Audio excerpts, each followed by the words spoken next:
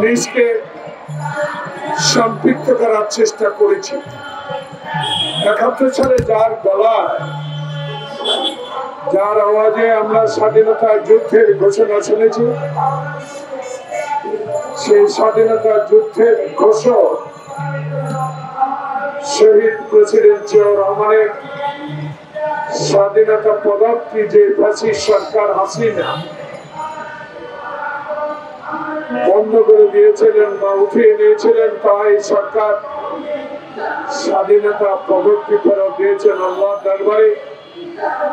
এই জোহরের নামাজের আগে আল্লাহর কাছে আমরা বিএনপির যারা দীর্ঘদিন রাজপথে থেকে শহীদ জিয়ার আদর্শ, খালেদা জিয়ার আপসী নেতৃত্ব এবং তারেক রহমানের 16 বছরের যে সকল দাবি দেওয়া নিয়ে রাজপথে আন্দোলনে জেল জুলুম খুব সহ্য করে আছে, আল্লাহর দরবারে সকলে এই সরকারের কাছে সরকারকে দোয়া জানাচ্ছে আপনাদের মাধ্যমে।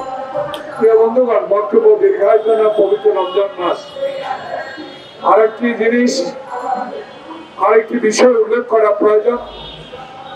এই মুহূর্তে সরকার পবিত্র মাহে রমজান উপলক্ষে বাংলাদেশের গরিব মানুষ, মেহনতি মানুষ, যারা কষ্ট করে জীবন নির্বাহ করে থাকেন, যারা বিগত 16 বছরে ফ্যাসিস্ট হাসিনা সরকারের আমলে সুখে জীবন যাপন করতে পারেন নাই, তারা এই মাসে কিছুটা হলেও এই সরকারের আমলে এই রমজান মাসে কিছুটা হলেও স্বস্তি ভোগ করতেছেন বলে আমি এই সরকারকে ধন্যবাদ জানাই। কিন্তু সাথে সাথে ধর্ষণ নিয়ে সারা বাংলাদেশে যে অগ্নিঝরা বক্তব্য, সারা দেশে মানববন্ধন, অবস্থান কর্মসূচি, এই বিষয়টুকু সরকার আরো সন্তুষ্টির সহিত যদি ব্যবস্থা গ্রহণ করতেন, মানুষ খুশি হতো। এই সরকারের কাছে দাবি আমাদের বেশি দাবি পেশ করার বিষয় নয়। এই সরকার ছাত্র জনতার বিপ্লবের আন্দোলনের সরকার। এই সরকার বিগত 16 বছর তারেক রহমানের নির্দেশে আন্দোলন সংগ্রামের সফলতা এনে দেওয়ার সরকার। এই সরকারের কাছে বিগত দিনগুলোতে আপনাদের মাধ্যমে এই স্থান থেকে আমরা অনেকগুলো কথা বলে আসছি। এখনো আজকে কয়েকটি কথা বলে বক্তব্য শেষ করব। প্রিয় বন্ধুগণ, ইদারে নতুন দলকে আমরা স্বাগত জানিয়েছি। আমাদের প্রতিনিধিও এই নতুন দলের জন্মদিনে অংশগ্রহণ করেছে। এই জন্য দলকে আমি একজন রাজনৈতিক কর্মী, মুক্তিযোদ্ধা হিসেবে স্বাগত জানাই, যাদের আন্দোলনের মধ্য দিয়ে বাংলাদেশের গণতন্ত্র প্রতিষ্ঠার আশা আমাদের মধ্যে জেগেছে। কিন্তু এদের মাঝে যেন একটা কি শুরু হয়েছে আমি বুঝতে পারছি। দেশে যখন মানুষ একটি নির্বাচনের জন্য প্রস্তুতি নিচ্ছে, দেশের মানুষ যখন আন্দোলনরত ফ্যাসিস্ট হাসিনার বিরুদ্ধে, যারা কথা বলে আন্দোলনকে সফল করেছে, যারা এনাগরে দীর্ঘদিন থেকে জেলে থেকে এই সরকারকে, ফ্যাসিস্ট সরকারকে বিদায় করেছে, এই নতুন দল আবার যেন এমন একটি গোলমাল শুরু করে নির্বাচনকে বিলম্বিত করার একটা প্রচেষ্টা চালিয়ে যাচ্ছে, এই কথাগুলো জনগণ বলা শুরু করেছে।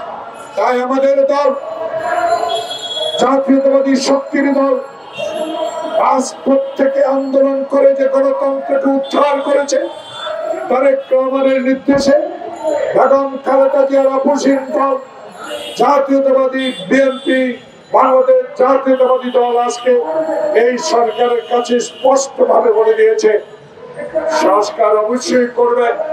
সংস্কারের নামে আবার আওয়ামী প্রতারণা সুযোগ বুঝে কোপ মারবে। এটা থেকে বিরত থাকতে হলে আপনাকে অনতি বিলম্বে একটি নির্বাচনের ম্যাপ দেওয়া উচিত, রোড ম্যাপ দেওয়া উচিত। কিন্তু আমি বুঝতে পারি 72 বছরের বয়সে জাতীয় প্রেস ক্লাবের সামনে থেকে আমার প্রিয় সাংবাদিক বন্ধুগণের মাধ্যমে এই সরকারের কর্ণ গোচর করতে চাই। আওয়ামী লীগের শেখ হাসিনা কিন্তু পুলিশে রেখে নিয়োগ দিয়ে পদোন্নতি দিয়ে বাংলাদেশের মানুষের মানবাধিকার লঙ্ঘিত করেছে, বাংলাদেশের গণতন্ত্রকে জুতায় পিষ্ট করে দিয়েছে, রাস্তায় মানুষ পিটিয়েছে, খুন করেছে, মায়ের বুক খালি করেছে। সেই কথা আপনাদের মনে রাখতে হবে ডক্টর প্রফেসর মোহাম্মদ ইউনূস সাহেব। কারণ এই আওয়ামী লীগে প্রেতাত্মারা এখনো আপনার চারিপাশে।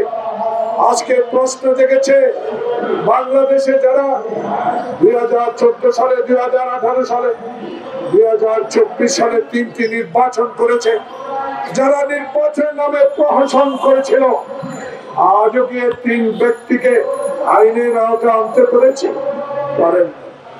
এখন কি শেখ মুজিবের পরিবারে যারা গণতন্ত্রকে গণতন্ত্র হত্যা করেছে, যারা কোটি কোটি ডলার বিদেশে পাচার করে বাংলাদেশকে ফকির করার চেষ্টা করেছিল, শেখ পরিবারের একজন লোককে কি গ্রেফতার করতে পেরেছে? পারে না। তাই তো সন্দেহ আমাদের জাগতেই পারে। তারই মাঝে এক নতুন দল গণপরিষদ নির্বাচন, জাতীয় সংসদ নির্বাচন করার একটা পরিকল্পনায় সরকারের কাছে পেশ করছেন। প্রিয় বন্ধুগণ,